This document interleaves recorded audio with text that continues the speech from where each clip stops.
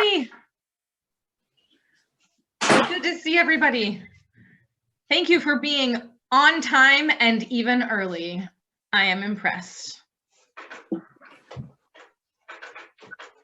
We're letting people in as they come, and we're going to actually start a little early. For those of you who got here early, you get an extra treat of a beautiful video that I'm going to speak about a little bit more. But we'll give our early birds one more minute to arrive, and then I'll share this video with all of you.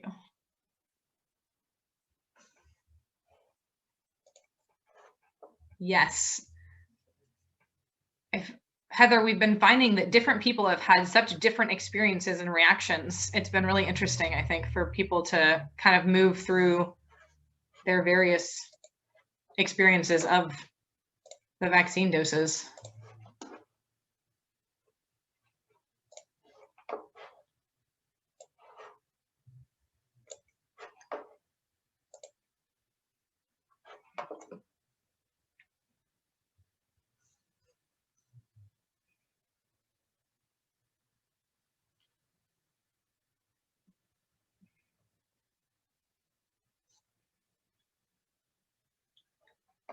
All right, I am going to share a video with all of you.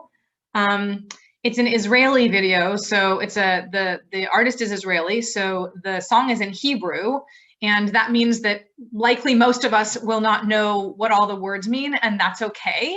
I'll talk a little bit more about it once we fully get started, but for now, just sit back and enjoy the music and the art.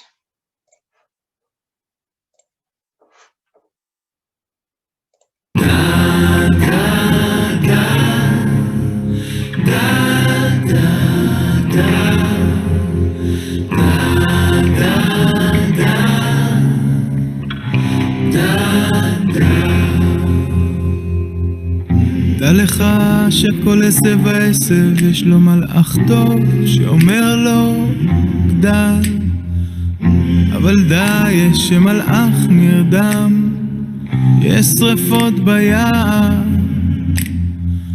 יש עשב שוטה ואכזבת מלאך עוצרת את העוגה. דע, דע, דע, דע,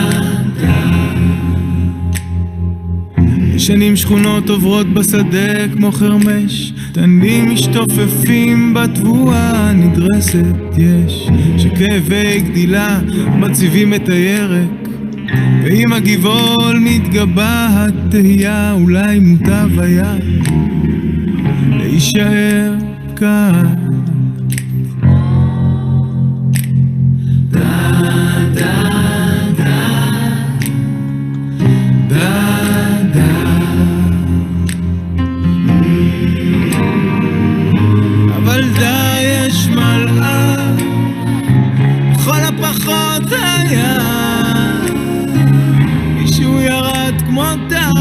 שהבוקר בקר מציוצי הלפנות לחש לך גדל, גדל, גדל, גדל,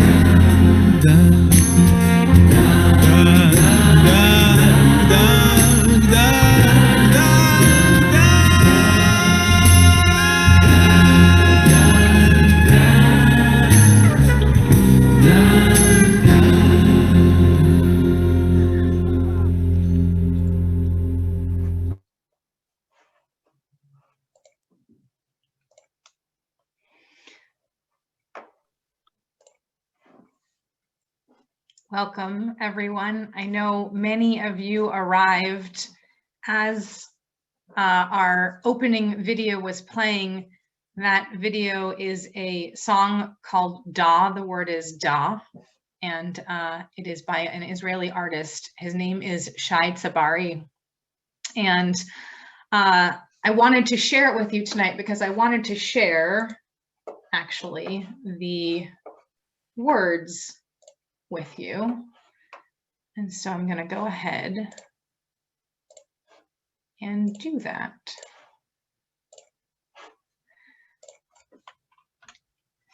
So the song begins, Da lecha shekol esev ve'esev yesh lo malach tov she'omer lo gedal.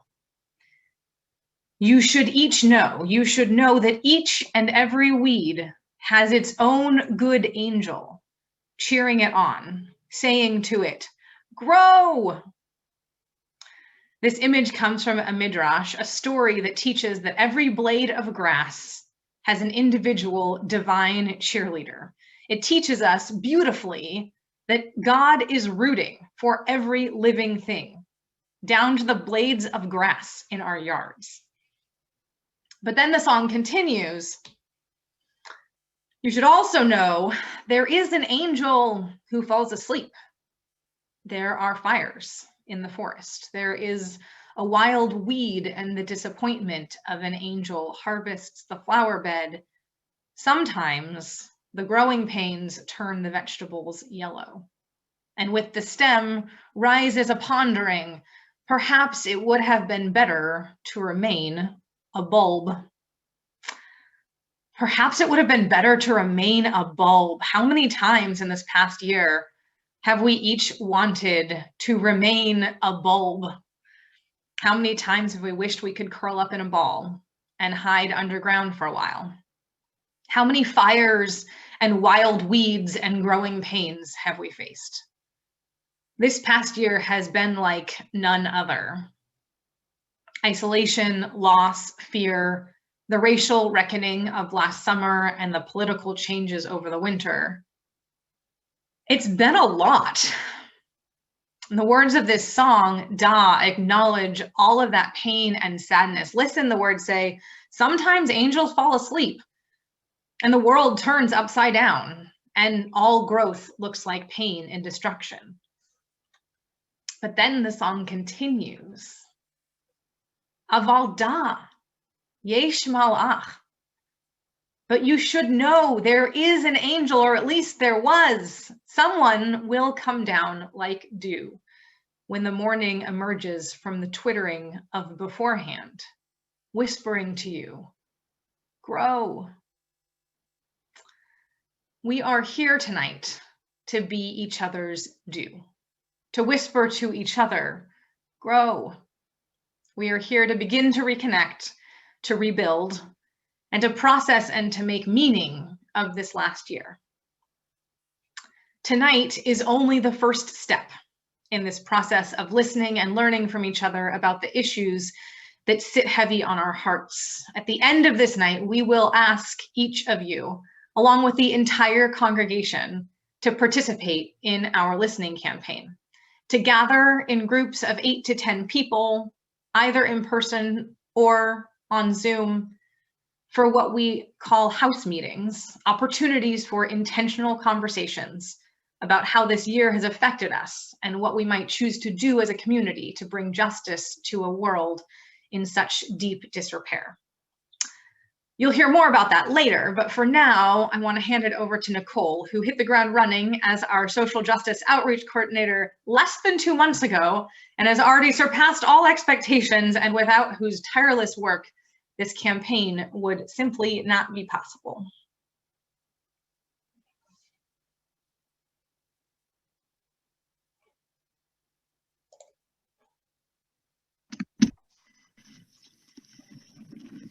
Thank you, Rabbi Class. That was a beautiful way to start this evening. I want to thank everyone for being here tonight as we kick off our 2020 listening campaign.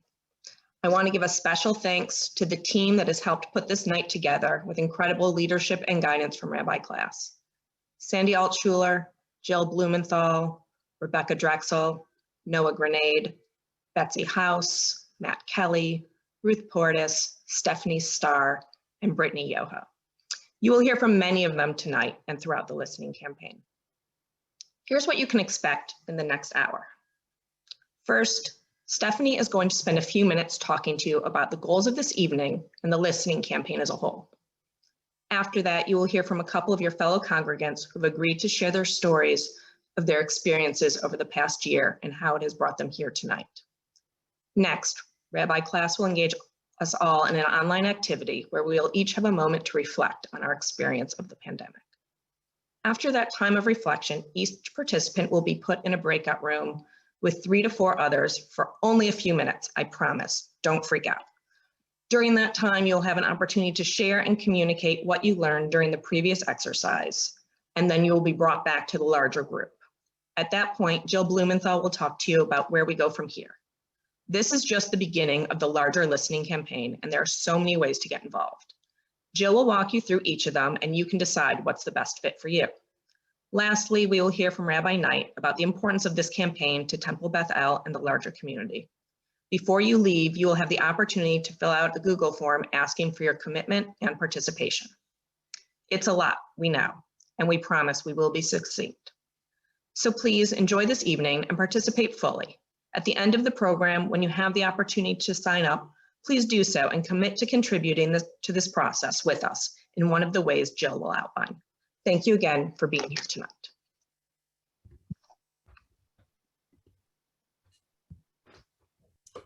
Hi, everybody. As you can see from my box there, my name is Stephanie Starr, and I have been connected with Temple Beth El for 6 years. I am a member now of the Listening Campaign Core Planning Team, and we are so glad that you've taken the time to join us tonight. Each of us have experienced the pandemic differently, but many of us have not had the opportunity to connect with our Temple community, to share our stories and those experiences and how they've influenced us. So we see tonight as a chance to begin reconnecting with others in our Temple community, an opportunity to inspire you all to participate in the listening campaign, and a time to ensure that you know what the next steps are for participation in that campaign. After tonight, our goals for the listening campaign are, most importantly, to bring people together, to share our stories, and to begin the process to process the pandemic experience. We also want to ensure that your voices are included as we learn together what 2020 has taught us and how those lessons might inspire us to build a better community, both internally and throughout Charlotte. I know that for me, the pandemic has brought to light a number of disparities that I was not aware of before seeing the impact of the pandemic on certain populations. So after sharing our stories, we hope to identify issues that matter to us. And finally, through the listening campaign, we want to develop a shared vision for how to address the issues that we care most about in our greater Charlotte community. Again, thank you for being here tonight. It's good to see so many familiar faces and to begin those connections and storytelling. So as Stephanie just articulated so clearly, at their core, listening campaigns are about story sharing. And so we've invited 2 of your fellow Temple Beth El members to model just that. First, Claire Crush will share her COVID-19 story and the way the pandemic has impacted her life. And then Betsy House will talk about how her experience of the pandemic has propelled her toward social justice work. Claire, you can go ahead whenever you're ready.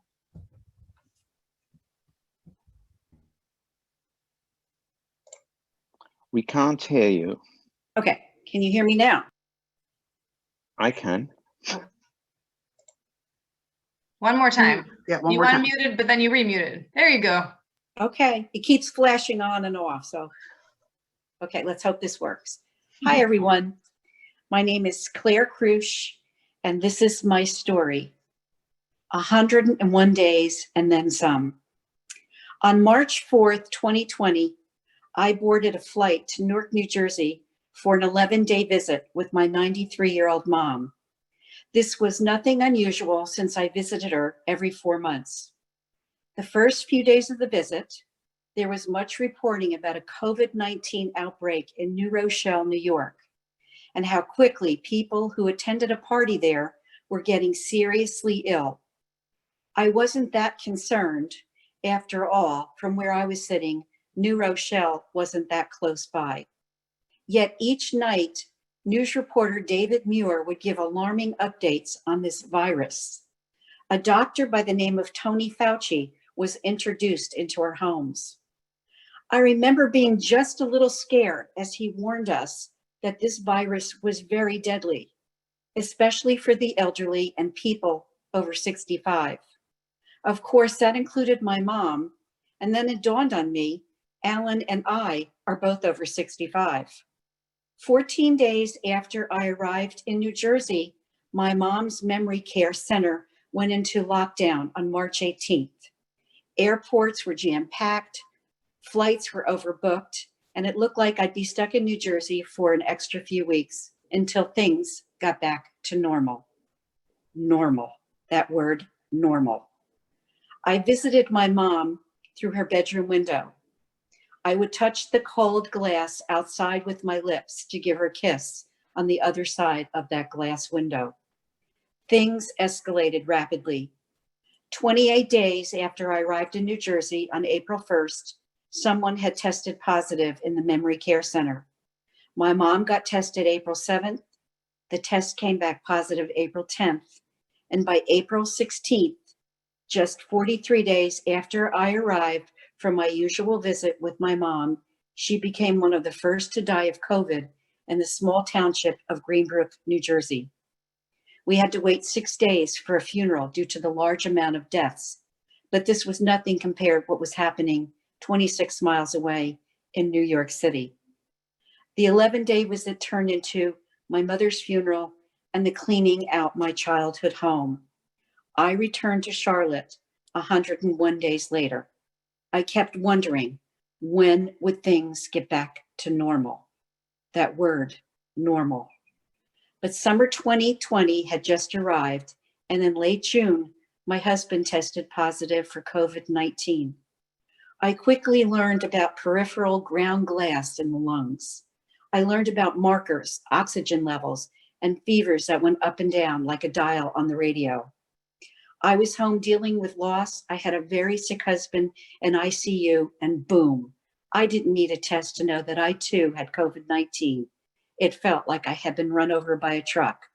Really? This is our new normal? I prayed, I cried, I slept, and repeated it day after day. Word got out. People called. Our dear rabbis called. Dinners, flowers, Gatorade, cookies, cards were left at my front door. This was community. This was my family caring for me. I was overcome with gratitude and awe for such loving gestures. Rabbi Dusty asked me if I would like Alan's name included on the part of the Misha Barak prayer of healing. I said yes.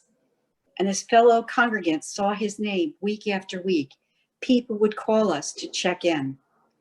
Alan and I both recovered, but so many others did not.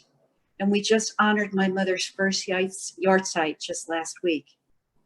I don't even know what normal is anymore, but I do know this.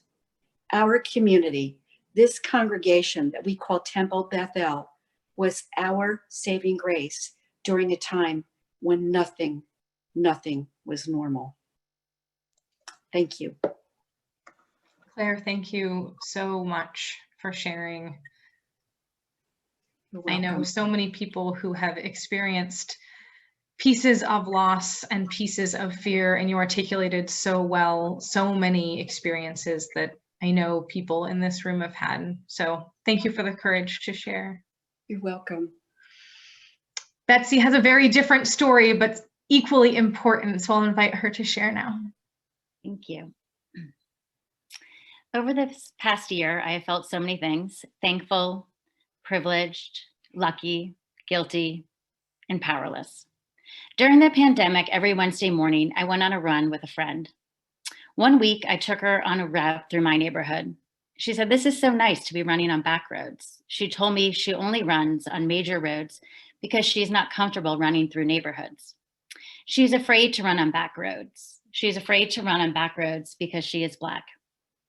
Her statement hit me hard. I never imagined that someone that lives around the corner from me, who has 2 master's degrees, is a mother like me, and is an incredibly accomplished professional. I never imagined that it could be unsafe for her to run on back roads. This is just not right. During the pandemic, my kids have been home for the majority of the year learning virtually. And I've been lucky enough because I've been able to stay home with them, get them up in the morning, get them breakfast, and make sure they're logging on to school. Just 2.5 miles from my house lives a little girl I used to mentor. She lives with her mom and 5 siblings. I've kept in touch with her social worker, trying to see what we could do during the pandemic to help, but there was very little that we could. The kids only logged on when the social worker stopped by, which was once a week. She and her 5 siblings will be a year behind in learning. 2020 was bad for everyone and horrific for some. I am beyond thankful that my family and I had the means to adjust, pivot, adapt, all the verbs people with privilege use to show how they persevered this past year. Others have not had those privileges. In participating in this campaign, I have chosen to move on from sadness, anxiety, frustration. I am proud to be part of an organization and a community that believes enough is enough. The Jewish people know what it is like to fight for one another. We have a history of also standing side by side with the oppressed. Our time is now. My friend needs us. My mentee and her family need us. Silence is compliance. Marginalized communities need aggressive, passionate, and devoted allies. It's our time to step up, because if we don't, who will? Thank you so much, Betsy. So we wanted to also give all of you the chance to share your story tonight, but we know that that would in fact take all night. So we're going to instead invite you to share using an online tool called Menti that allows us to share lots of people's words all at once. So the prompt we want you to respond to is describe your experience of the pandemic in 6 words or less. You can think about that for a second. Describe your experience of the pandemic in 6 words or less. So there's a couple ways to participate in Menti. The first is to click on the link that has just arrived in the chat box. That'll take you to the web page directly, and then you fill in your answer and it will show up on the screen just a moment when I start sharing my screen. So that's option 1 if you're able to shift over and click through to the link. The second option, if you have a second device, if you're on your computer but you also have your phone with you, or if you're on your phone but you have your computer with you, you can go to www.menti.com. That's also in the chat box, and enter the numbers 31206470, and that will take you to the question as well. And if all of those things are super confusing and you want to participate, but you do not feel like dealing with all the technology pieces, you can find Matthew Kelly in the chat box and send him a private message with your 6 words, and he will make sure your words get into the Menti. I'm going to go ahead and share my screen so I can show you what has popped up already. So describe your experience of the pandemic in 6 words or less. A blessing and a curse. Transformational, constant stress, isolation, touch-starved. Exhausting, painful, soul-depleting. Cozy, terrifying, shocking, numbing. Up and down, then again. A bizarre time warp in our lifetime that I have not quite been able to process. 6+ words, perhaps. Lonely, sad, anger. Survived COVID, much alone time. Burnt out, privileged, anxious, safe, and lucky. Lonely, creative, a lot of work, family. Unknown, fear, stress, isolating, opportunity. We have been longing to see our children and grandchildren. End of days. Loving community. And if, as these are bringing up additional words, you're welcome to enter more than one response into the chat. Grateful but anxious. We finally got a cat. Healthy, thankful, privileged. Scared, grateful for Zoom. Or maybe scared, grateful for Zoom.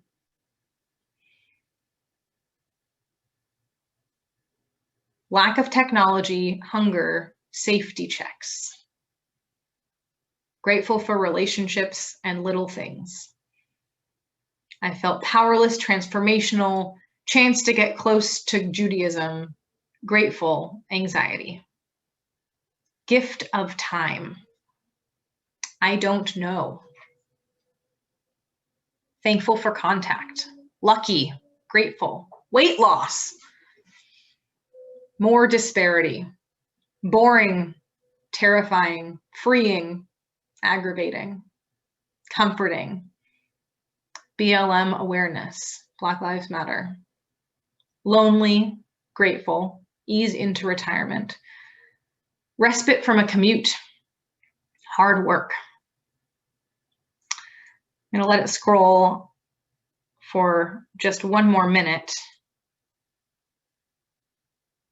And I'm going to leave this up actually, Rebecca, and invite you to tell everybody what we're doing next, and we'll let it scroll while you're talking.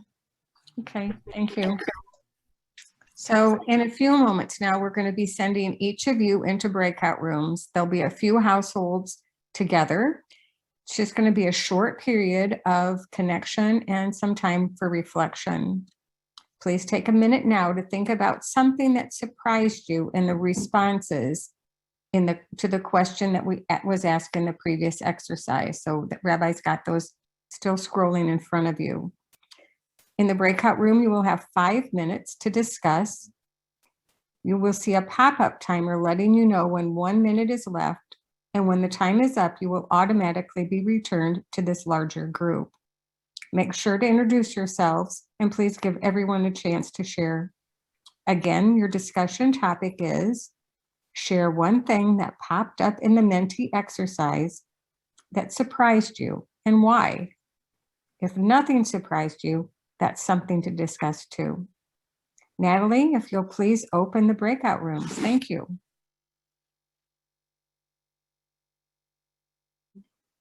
Welcome back. I hope you were able to spend a few minutes connecting with one another. As Nicole has highlighted, as Nicole and Rabbi Class mentioned at the beginning of the hour, tonight is only the first step in the process. The next step is where all of you come in. Between now and mid-June, we intend to hold 35 to 40 house meetings to enable you to connect further with each other and give us a chance to gather data around our shared experiences. Our goal is to include at least 360 people or members from 180 households, which is about 20% of our congregation in this campaign. You will have the opportunity to choose whether you would like to participate in person or via Zoom. There are a number of ways to participate. One is you can host the house meeting. You can do this either physically at your home, subject to COVID protocols, or via Zoom. By volunteering to do this, you will be responsible for inviting the participants, and this can be either people of your choosing, or we can help find guests. Coordinating the time and place for the meeting and providing the directions if the meeting is in person, a place to connect and converse. It's that easy. We are here to help you every step of the way. We can help you set up the Zoom and recruit people for the meeting if necessary. You can use an already existing group, your tribe, your Shabbat supper club, brotherhood or sisterhood, or just your friends, and gather together to have these conversations. If that feels like more than you can commit to, please sign up to attend a house meeting. Again, you will have the opportunity to attend an in-person socially distant meeting or a virtual meeting via Zoom, according to your comfort level. To attend a house meeting, your role is to arrive on time, participate fully in the discussion according to the guidelines set out at the beginning of the conversation, and talk to your friends and encourage them to sign up as well. Some of you have participated in our past listening campaigns and are trained to facilitate. If you can do that, please sign up to do so. If you have never facilitated a house meeting, but it sounds interesting to you, please sign up as well, and we will give you all the information you need.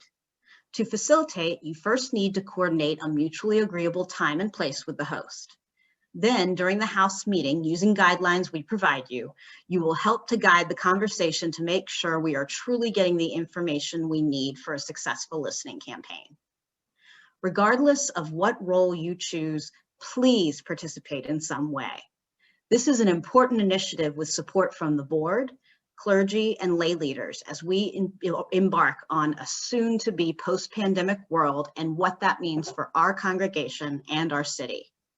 Thank you for being here tonight. Now, Rabbi Knight will tell you the next steps to get involved and wrap up our evening.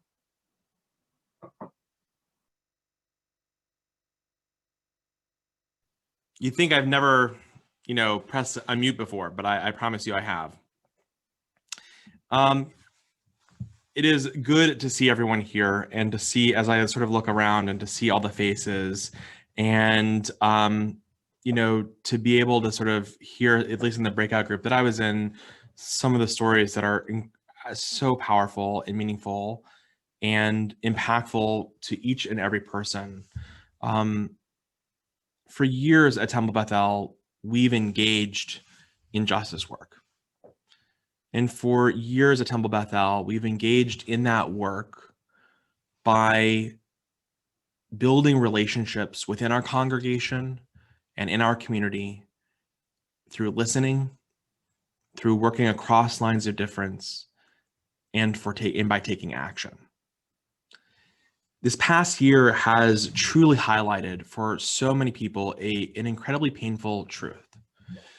One is that we've been in this, what I've been calling sort of a long emergency, right? This lengthy experience that has been like an emergency for a very long time. And we've been going through this long emergency in a storm, but we've navigated that storm sometimes in vastly different boats. My family, for example, is dealing with young children, right? Others who are individuals have been dealing with a sense of aloneness. Some people have dealt with illnesses. Some people have dealt with sort of COVID adjacent illnesses. Some people have dealt with, businesses that have collapsed, right? And each of us have gone through this experience, this long emergency, but really through so many different ways. And it's highlighted for us that we need to do a lot of listening and rebuilding of relationship. The social fabric of our community and our not just our congregation, but the broader community has frayed so much. And we really need to do the work of reweaving the social fabric that is going to be powerful and powerfully important. Over a year ago on March 23rd, just really weeks into the pandemic, an article made its way through the news cycle that was titled, "That Discomfort That You're Feeling is Grief." And in it, a disaster expert, David Kessler, articulated the loss and grief that we are all only beginning to feel that time. And he reminded readers of the sort of 5 well-known components of grief, right? That there's denial and anger and bargaining and depression, and then perhaps acceptance. And he offered a 6th stage as well. And that is meaning. And we all have been in this process of trying to create meaning out of this year. And Kessler argues that to give something meaning can actually be empowering and motivating. To find meaning is to find purpose and to find drive. a little more than a year later, many of us are really still grieving. I met with people today in multiple meetings who are in tears over what this experience has been this last year for them. And we've also begun to find ways to make meaning, to discover the experiences of the past year for the lessons that they have given us, the things that we want to take forward, both for ourselves and our families and our society. We want to know what you experienced and how we can take a collective lessons that we have learned as a community to come together in partnership with communities all across Charlotte to design the next phase of our social justice work. In the chat box, in a moment, you're going to find a link to a Google form. And I want to thank Ruth Portis for creating the form, which is always, complicated for those of us who are technologically challenged. So thank you, Ruth. But take a moment right now to click on the link or paste it into your web browser and just complete the form.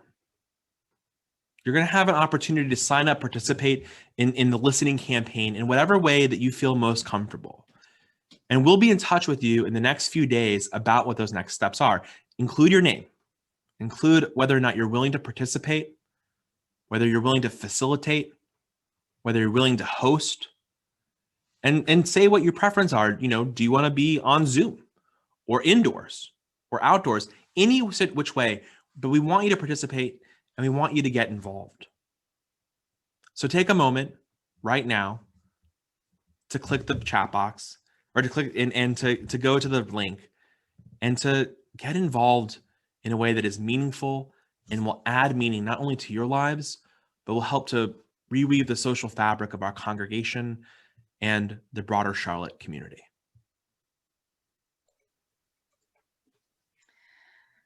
We're going to give you a moment or two to find your way to the form, to fill it out. And if you don't have a chance tonight, we will also be sending out the link to everyone who registered for tonight tomorrow, and we're going to send the link out to the entire congregation by the end of this week.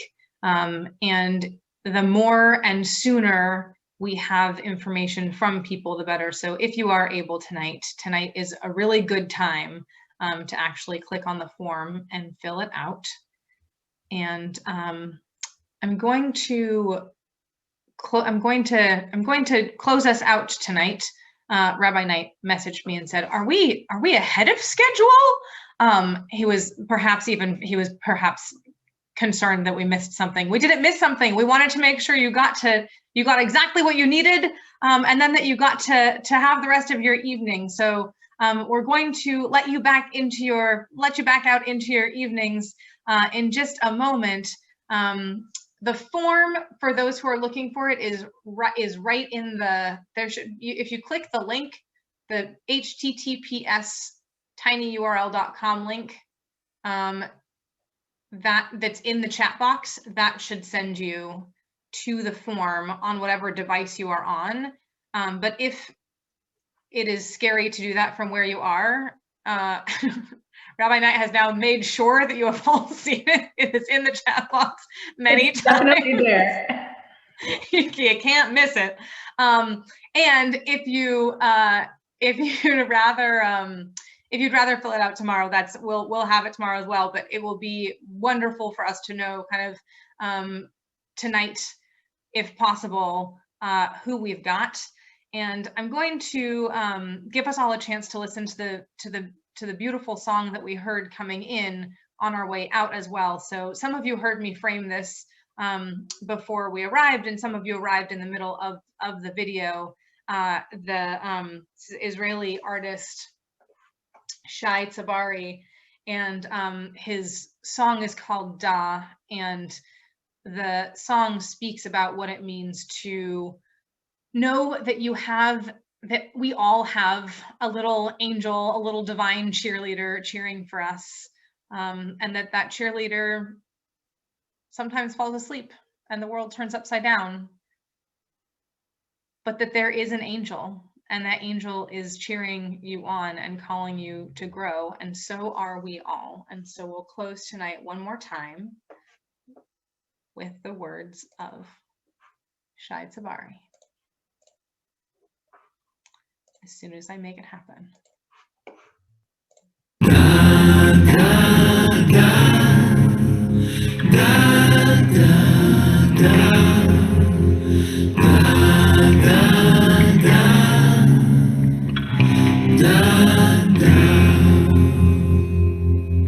דע לך שכל עשב ועשב יש לו מלאך טוב שאומר לו גדל, אבל דע יש שמלאך נרדם, יש שרפות ביער,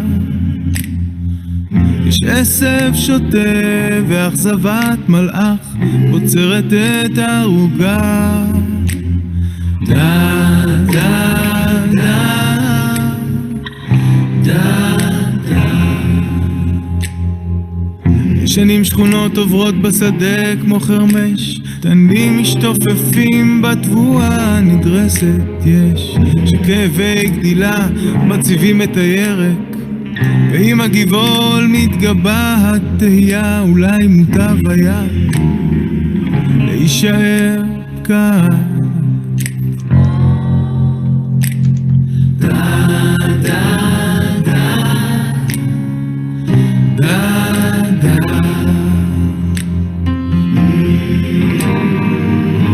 אבל די יש מלאך, לכל הפחות היה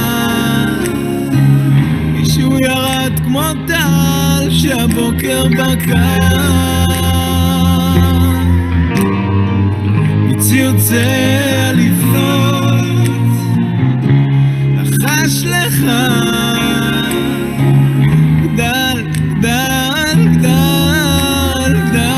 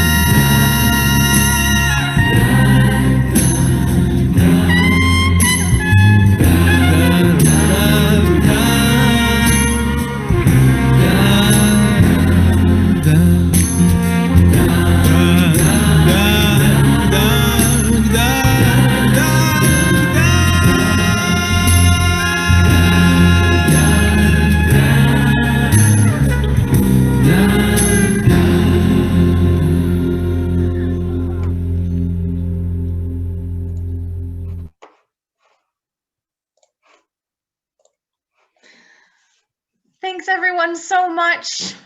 If you haven't signed up already, make sure to do that if you get a chance. And if you didn't yet and you leave before you're able to, be on the lookout for emails tomorrow that should have more information. And if you have signed up already, there will be more information coming about what will happen with your signups on Friday. And you are free to live the rest of your Tuesday night. Is it Tuesday still? It's still Tuesday, I think.